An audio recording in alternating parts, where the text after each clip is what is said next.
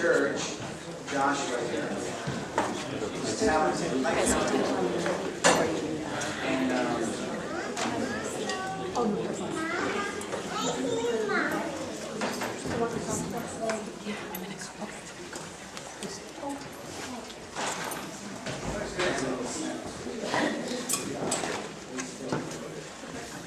I'm always an advocate of stillness.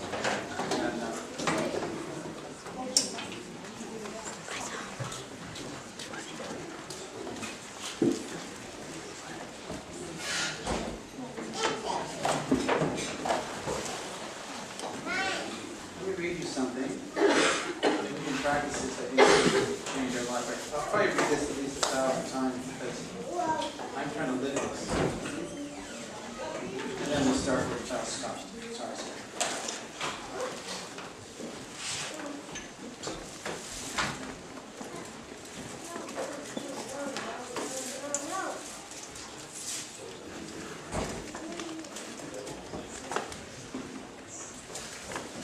This is my prayer for you, Paul, and me.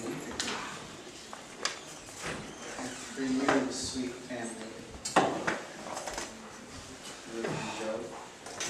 For all of us. I think there's so many things out there in the world that try to get us to get in our head and get so anxious about Christmas, about Thanksgiving, about things and stuff. We go from one thing to the next. I know Catherine Young is, I call her Dr. Catherine already, but as a doctor you have so many things to do.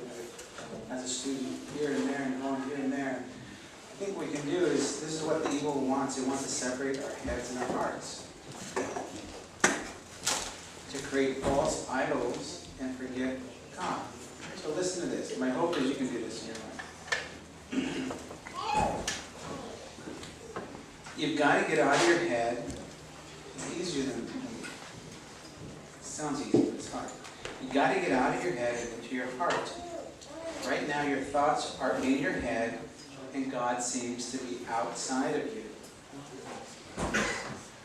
Your prayer and all your spiritual exercises also remain exterior.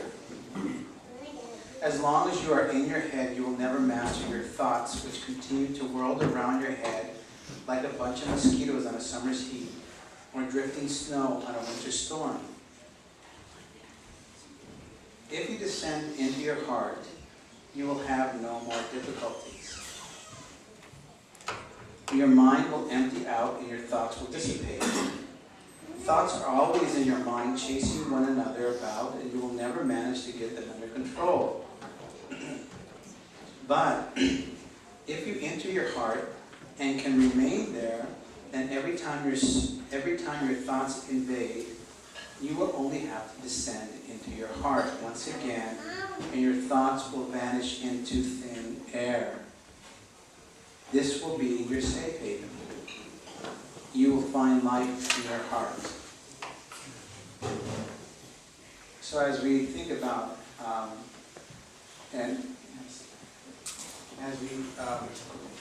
as we think about fasting, and sometimes we just think about food, I'm kind of excited to have Scott share his thoughts on fasting as we step into the season. I know we have Thanksgiving traditions, and my prayer is after Thanksgiving we can really redirect our thoughts on how we fast. Like Father Vadim said, it's not just about food.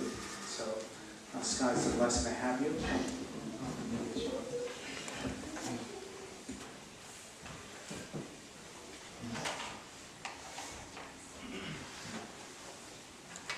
Okay, so I'm going to be talking about the Nativity fast, but my kind of focus is going to be on extending it past just the fasting food to other parts of our lives, especially the senses.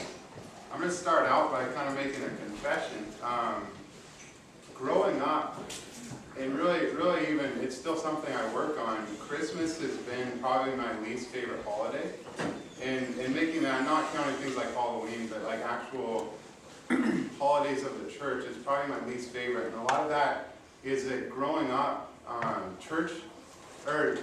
Christmas was something that the build up to it, that about the time of the fast has been something where we're barraged with advertising we're pushed to, you need to give this and buy this for this person and this will make them happy, and pay attention to what you want to be people to give you so that you can be happy.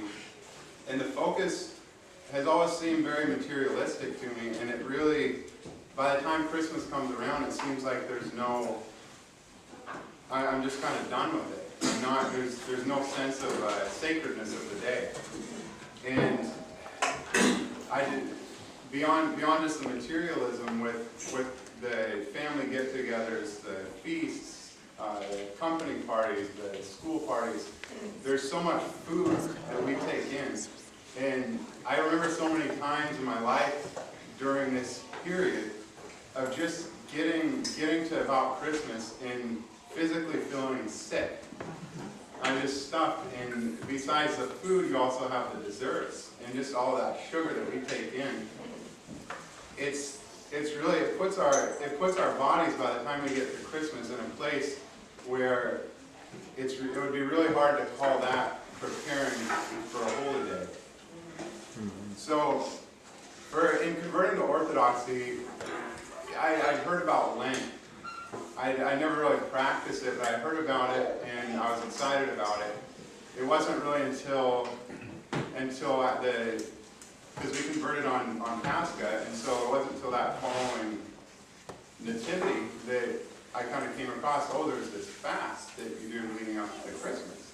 That was kind of a new thing to me. And it almost, to me, it almost has become like a way of detoxing or of recovering, like an addict. It's a time to strip away, for an addict, something like alcohol, but in this case, to strip away just the overstimulation and the overeating. So that's kind of how I want to frame thinking of the fast. So the history of it, it developed quite a bit later than Lent. Lent was standardized very early, 40-day fast. There was pretty specific rules on how to go about it. Nativity fast, though, it wasn't until 1166 at a council in Constantinople that it was even established as a 40-day fast. And even at that point, that was only within the monastic community. So you get to about 1204, and that was the fall of Constantinople. At that point, the monastic community really influenced the church, kind of holding it up and being the life of it when nationally in the Byzantine Empire it was really struggling. So at that time, it entered into the entire church, 40-day fast, like Lent. But up until then, it was very much a local customs. So each community, each country, each city, they each had their own flavor of how they went about doing the fast. And so, initially, in the very early church, fasting was a lot of times just a 1 or 2 day complete fast where you would not eat or drink anything. So a lot of this extending it to as much as 40 days really came about over time. Let's see here.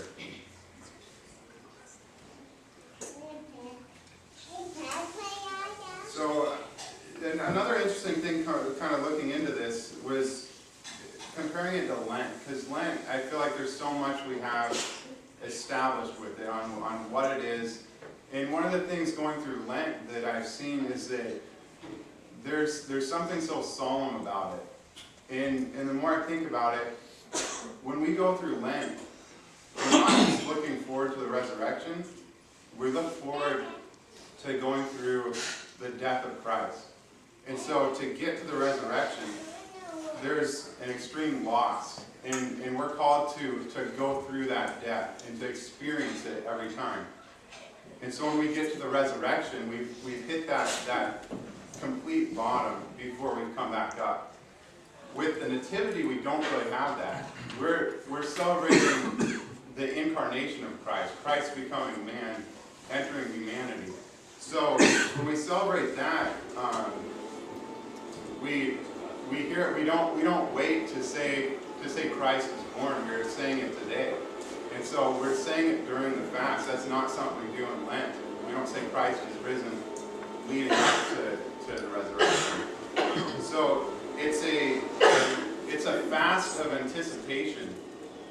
And we hear that a lot in the hymns, that we're anticipating and we're waiting. And so when we slow things down and we start cutting foods out, we're anticipating the incarnation of Christ. So I'm gonna just read here. This is Father Charles Joyner, kind of just giving us a little more understanding of it. By our fasting, we are reminded that this is not simply the birth of a baby, but God being united with man.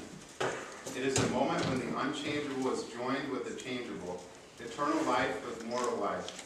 He who holds the universe in his hand and who created all comes in the flesh for our salvation. And here's an example from the liturgy. This is chanted on the eve of the Nativity. Thou who has adorned the vault of heaven with stars, has been well pleased to be born as a babe. And thou who holds all the ends of the earth in the hollow of thy hand, art laid in a manger of dumb beasts. So it just accentuates, when we really look at this, it accentuates that we have the creator of the entire universe has entered into the womb of the Theotokos. And that it's just, there's something that we can't wrap our minds around about that. And it keeps, when we look at the hymnography, it just keeps this paradox that this is not something you're going to understand, but this is something to celebrate. This is a way of worshiping God, to just accept it, that although he's God, he also becomes man, he humbles himself. One of the theological term is kenosis, which is an emptying of the self. So this is something that Christ did, and it's also something that we're to mimic, is emptying of ourselves, like Christ emptied himself to become human, and I mean on Nativity, he's a helpless baby. And so we look at that, we look at Mary holding him in her arms, and he's completely at the mercy of a human. And to that paradox of God being at the mercy of a human is something that during the fast we should really keep in mind, because that's like with the resurrection, God conquering death, it's something that's hard to wrap our mind around, but really has huge implications for our lives. Second part of the fast, besides anticipation, the second reason for it is the ascetical. And so ascetical, you could understand that as assisting in our spiritual journey to theosis, which would be union with God. This really came out of the monastic community, but it's really, that's all of our call, is to become united with God. It's not, we can't just say that's for the monastics, we just live our lives, because if we're Christians, we're called to unite with God. So one of the ways to do this is by taking control of our senses. As we regulate our senses, our spiritual senses become awake. So it's the different bodily senses can become idols in our lives. We see this a lot now with just how much stimulus we take in. We got Facebook, or with like smartphones now. You see so much, and I mean, I'm as guilty as anyone, but you're walking around with a screen in front of you everywhere you go. They have this commercial now. There's been a few of them where there's people walking around, and they have, I think it's for a service where you can watch TV anywhere you go on any device.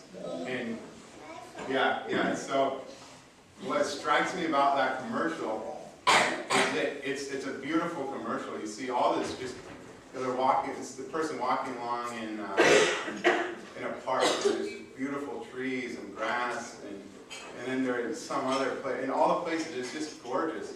But that's the effect the commercial has on you. When you look at what the person actually saw, it's right there in front of them. It's just more stimulus taking in. So when we consider the fast, we slow it down with the food, we stop eating so much, but we also should stop taking in so much. It's easy sometimes to think of that we don't have control of what we take in. We walk around, we live our lives, and stimulus just happens to us. But this isn't how it is. This isn't how the fathers have ever looked at it. I'm going to read another quote from Father Charles Joyner.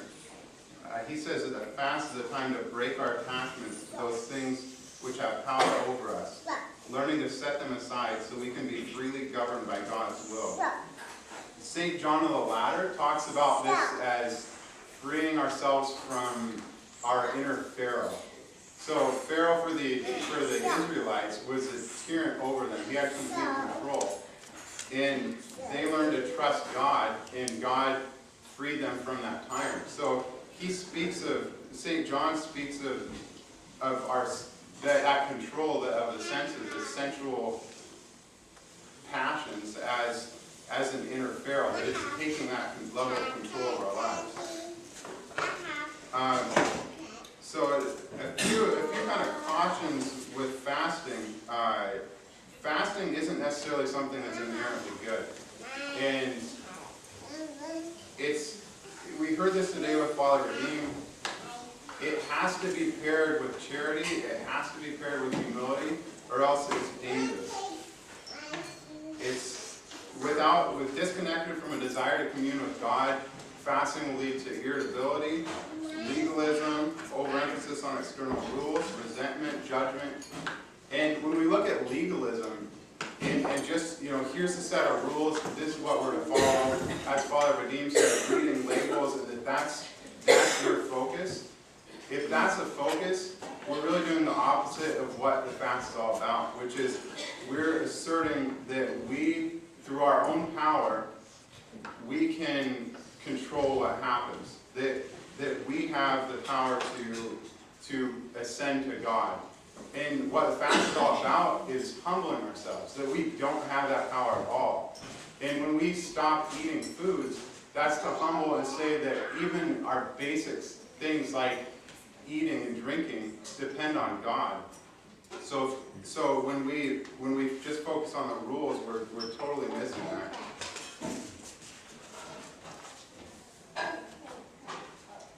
I came across a quote I really liked while I was researching this.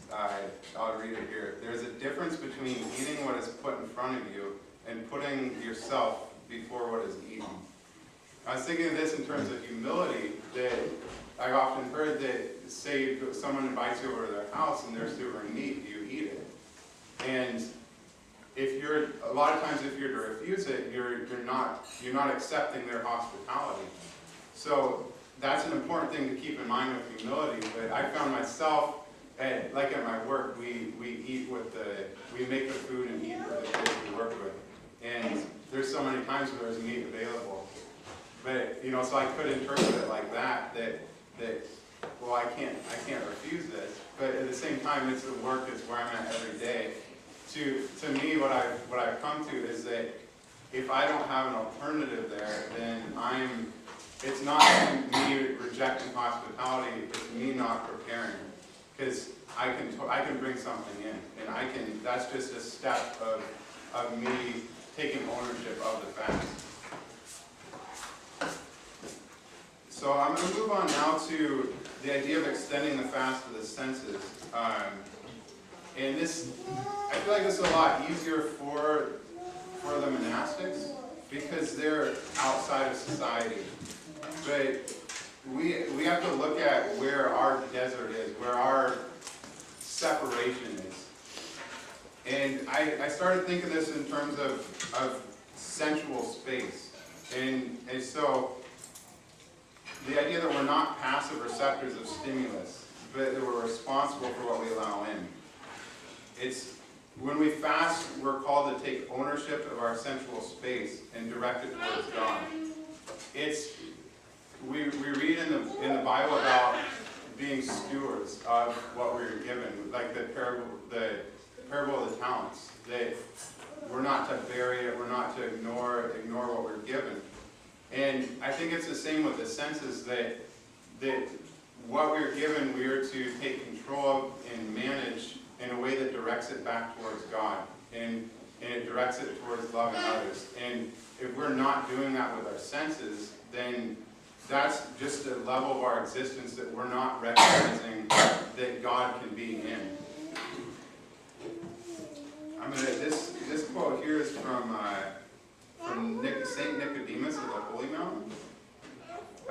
Once the eyes become accustomed to looking passionately upon the mature beauty of living bodies, once the eardrums are accustomed to pleasing sounds of certain songs, once the sense of smell is delighted by the fragrances of myrrh and aromatic things, once the tongue and mouth taste, or rather become accustomed to the rich and tasty foods, and finally, once the sense of touch is accustomed to fine and soft clothing, who will be able after that, even if one is most eloquent and persuasive, to convince people that they are up to now, what they have up to now enjoyed is not true and rational pleasure, but on the contrary, an irrational and temporal one. So often we can go through life, and if we take this passive role, that what comes in is not in our control, we can't do anything to transform it, then we essentially deny the incarnation. We deny nativity. So instead of God infusing humanity with divinity, of lifting us up so that we have a way to unite with Christ, we are saying that no, we're like animals. We just take stuff in. We don't have control. There's no spiritual life that we're able to partake of. St. Peter calls us to be partakers of the, divine nature, and that's what, to lift ourselves above animals and recognize that this is our calling to be partakers of the divine nature is what we do here. But the more we give ourselves over passively to the senses and to just this stimulus, the less we recognize our calling to be partakers of the divine nature. And this is not an easy thing to do. Again, St. Nicodemus of the Holy Mountain says that when a certain king plans to subdue easily an enemy city that is fortified by strong walls, he cuts the food supplies to those people in the city, and thus causes them such hardship that they in time decide to surrender themselves. The noose uses the same strategy in subduing the senses. Little by little, the noose deprives every sensory faculty of its customary bodily and pleasurable passions. It no longer permits them to indulge themselves, and thus easily in a short period of time brings them under its control. By receiving a certain ease and freedom from bodily concerns, the mind turns to its own natural and spiritual nourishment. And you find a lot in the Church Fathers, the imagery for this is a battle or a war, because it's something that they constantly face, and they call us to constantly face it. We don't go in, and it's not an easy thing to diminish all the stimulus and to give that sensual space to God. It's something that's a daily practice and a daily struggle. So when all the stimulus is gone, if we're to live into the fast in a way that it's our entire body and that our senses are a key part of it, what happens next? Right? So I kind of thought, the monks, are they just staring at their navels? Is that the whole point of what they're doing? Because when you finally stop, there's nothing there. It's just, there's an emptiness. And what the Fathers tell us is that when we go into that emptiness, when we let ourselves be still, we'll finally experience God. That's where God finally says, now you're paying attention. This reminded me of an example. So just to give you background, I work at a group home with kids with a lot of behavioral issues. Most of them are diagnosed with ADHD. One of the kids, 9 years old, it's hard for him to focus for more than a couple seconds. Just a couple word instruction is too much for him a lot of times. And something I found that can work with him is to get him away from stimulus, which is usually all the other kids being loud and annoying and all that. And I'll sometimes sit down, so I'm at eye level, and just hold on to his shoulders. And he's usually fidgeting and moving around, and I'll just wait, I won't say anything. And eventually, he just stops. And at that point, I can speak to him, and he can listen. And I feel like that spiritually, so much, especially with just how much stimulus is available to us, we have spiritual ADHD, and we can't settle to hear God. So that's really what we're being called to.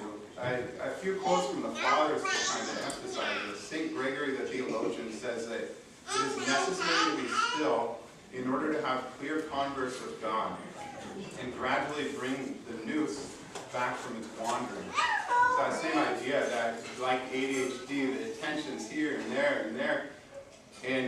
And St. Gregory is saying that that's what our noose, or the noose could be taken as the heart or the mind, or another way of saying it is the eye of the heart.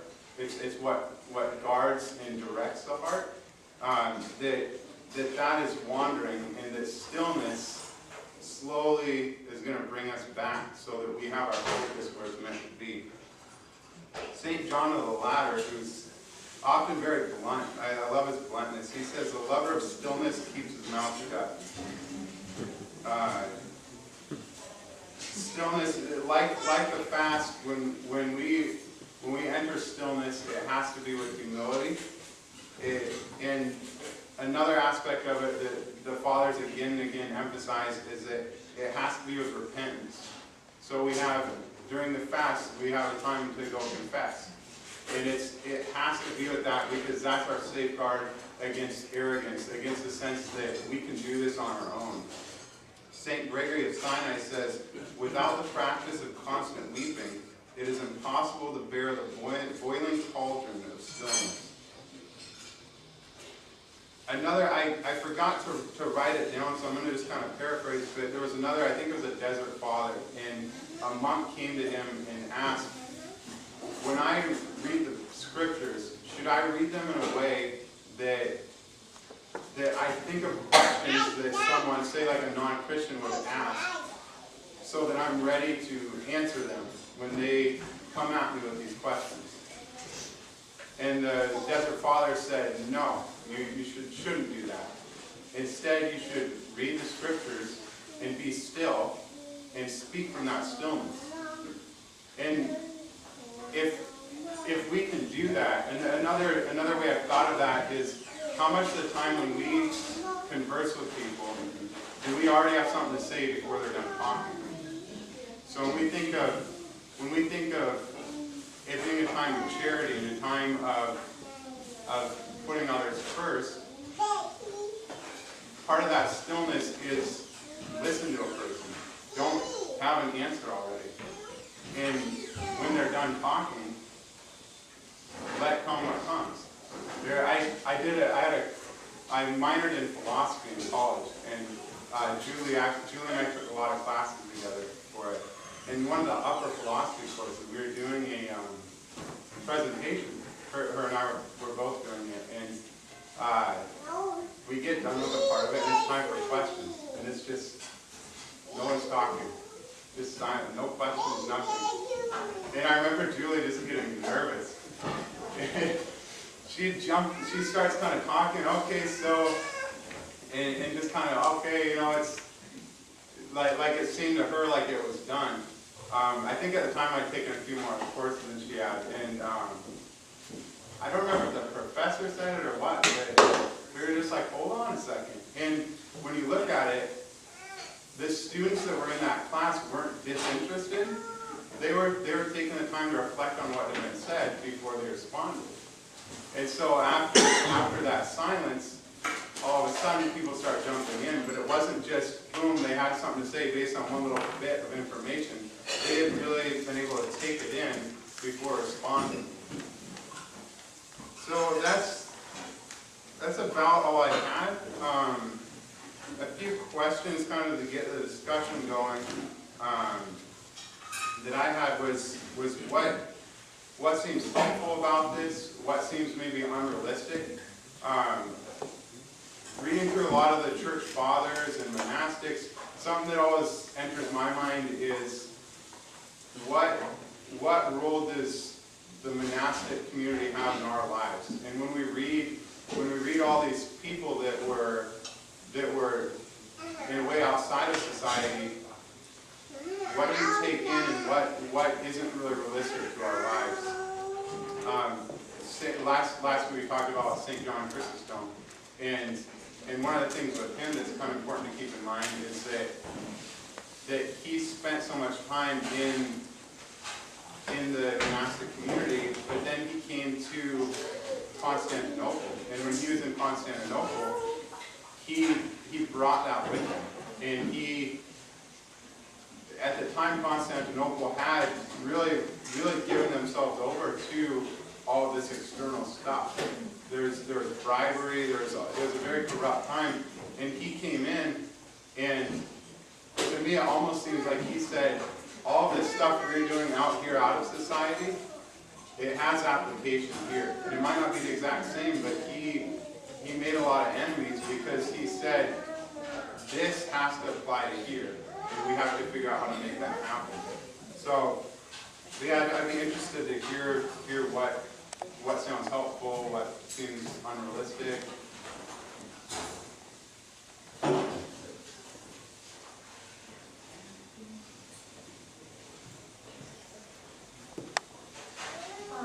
One thing I struggle with every time I know it's fasting period is because my family is not Orthodox and doesn't fast ever.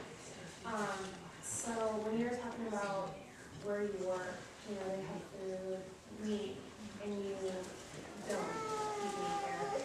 I just feel like when we have family gatherings or I'm with them, if I don't eat, they notice, you know, and then they say something and I feel like a struggle because I want to fast, but then at the same time I don't want people to necessarily know, so I'll be like, oh no, you can't eat meat, you know, and it's not consistent, sometimes I will, sometimes I won't. I so appreciate, you know, Orthodox community because I can just feel okay with my beliefs and not feel weird about it. So, I don't know, it's such a fun line for me, I don't know how to do it. Because I don't want to, like you said, if people gave me food, you know, I would eat it, but it's so much that I'm around them that I don't know how to do it.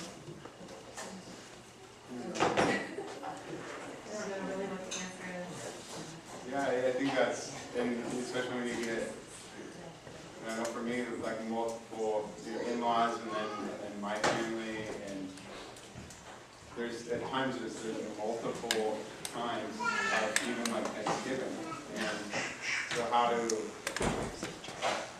yeah, I think that's a tough thing. I know what kind of just one thing for me is like,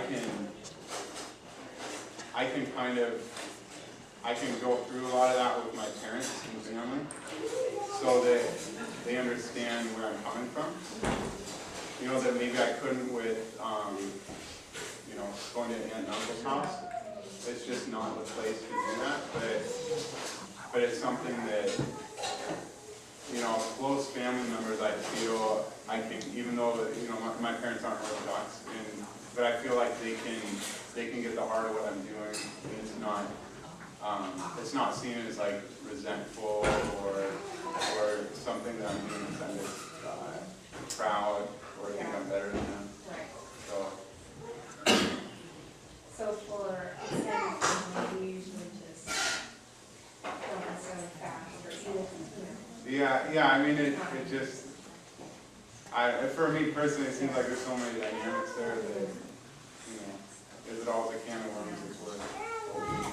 Well, and I get sick of, like, sometimes I just want to be like, I don't care. They can think I'm, think that I'm super spiritual, whatever. But then there's times where, I do care, so.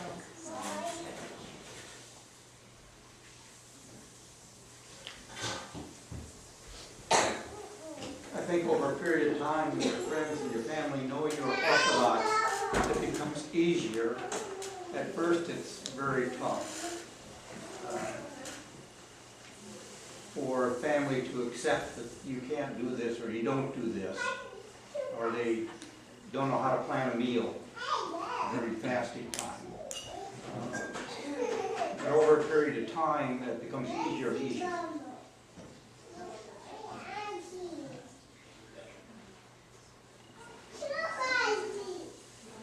Yeah, I think people can, especially those friends and family close to you, they see you over the years and they come to know what's true about you.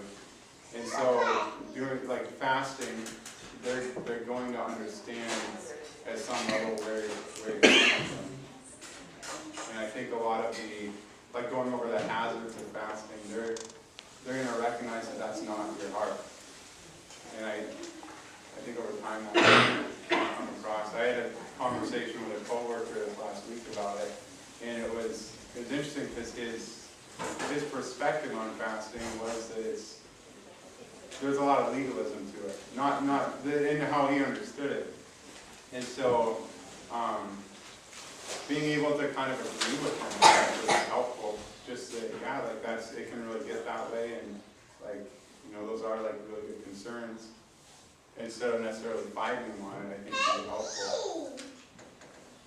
But I think the outside world only accepts fasting as a food issue, Yeah, and not all the other things. yeah, and bringing it back to how do we do that with the senses, like, one of the things I've done is just, on the way to work, I don't have the radio on. And I mean, that's pretty minimal, like that's a pretty minimal thing. It's only 10 minutes to work. I don't have a big commute. And I'll listen to it on the way back. But a lot of times after a long day, I need something to just kind of redirect my mind. But just something like that, it's just a tiny thing. But we compare that to cutting out beef. It's like it's the same kind of thing that it's just one little part of our life that we can find little things like that, or like maybe if I come home every night of the week usually and watch a few shows on TV, just one night of the week not doing that, or just I'm always inconsistent with the kind of the daily prayers and stuff, and it's something that I'm just not a good person at keeping a regimented schedule, so that's a constant battle with me, but just like doing that, not being all or nothing about that, but like, okay, so I didn't do it yesterday, but I could do it today, like I have half an hour before I gotta go to work, just say, no, don't even go through the whole morning prayer, but just maybe the little, one of the prayers at the end, it's just doing little things like that. We don't have to all be monks. We don't all have to just have that kind of a daily prayer life, but just adding little bits and pieces, I think, over time will influence us. Well, I want to say thank you for taking time to share with us. I think it's very interesting, your background in the education that you have, and talking to us about fasting. I feel as a mom or a parent in today's generation that it used to be when I was growing up, fasting meant we may try to pray a little more, we would fast from certain foods. There was never any emphasis on, don't use the telephone, like, we'll restrict our phone use during fasting period. But now fast forward 40 years and I see my children with daily use of internet, cell phones, iPads, iPods, communication that is pretty much like it's like a running dialogue for them. And that's the way our kids, that's just what's going on today. So I think it's interesting how each of us parents tries to relate during these fasting periods, taking a day where we're not going to be on our cell phone, or maybe we won't, for our entertainment, watch that movie on demand. I'd like to just hear more what other people are doing to try to, and I agree, I like how you mentioned, and it's important, we're not all gonna be monks, but maybe just that once a week or just one time until we see Father Tom next Sunday. You know, just trying to have that open space to talk to God or be with God or something. So, just wanted to share that. I always want to respect time, so I'm a time monitor, so try to keep it quarter to maybe one more thought.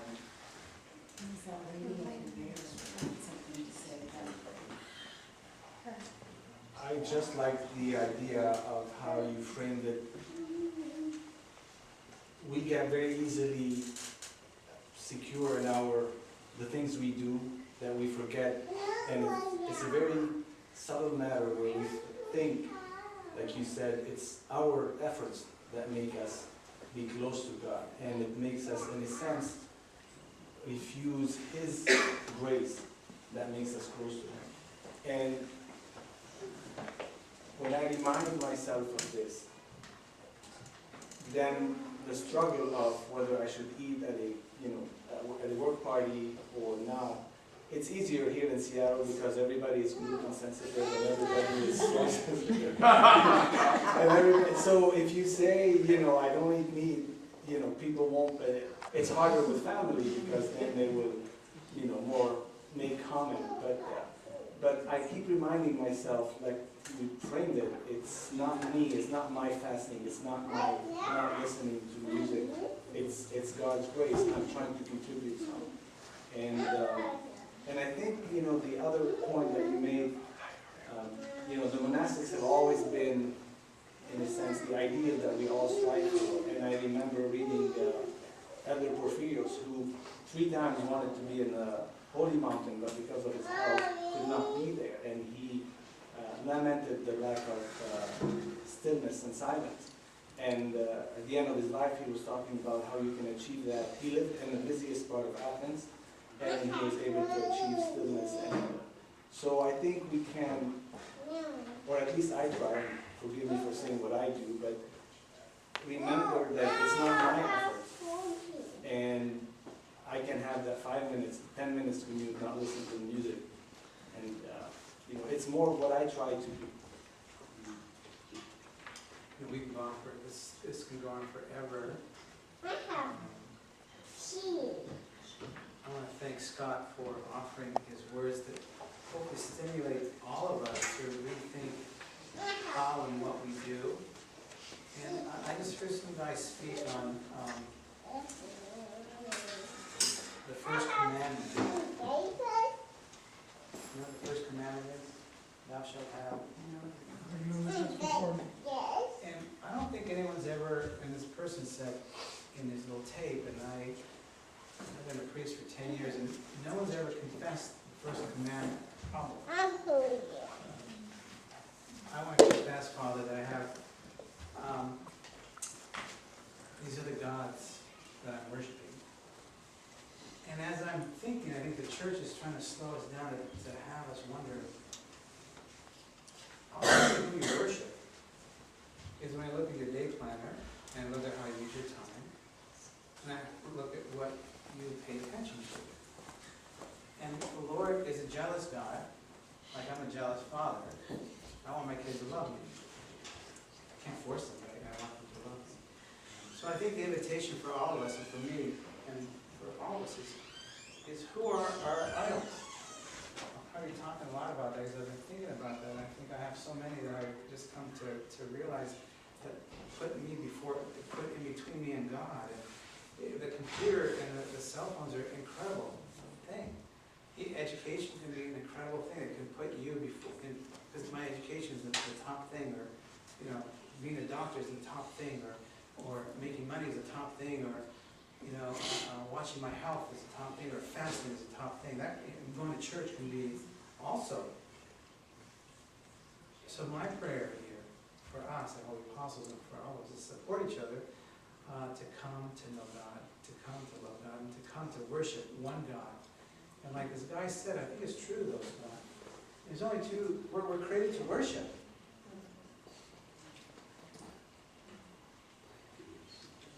You have no choice. That's inherently in us. And the question is, who are you gravitating towards to worship? And again, like this guy said, when Michael Jackson was around, or Justin Bieber is here, if you walk through some of the kids, they probably would freak out. Oh, Justin, I want to touch you! Wow! And I'm not sure how many people come here, Lord, I want to touch you! I get to be in church! Gosh, no way! Can I just be nearby you?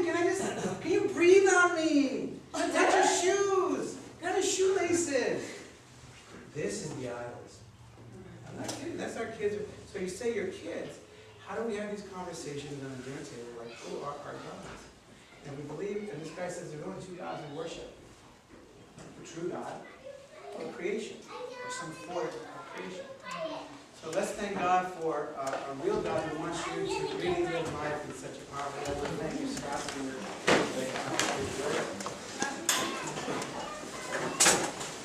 Again, I want to thank Tammy and Chad for this beautiful job in supporting us with OASIS as we continue to grow and we continue to blossom in this ministry.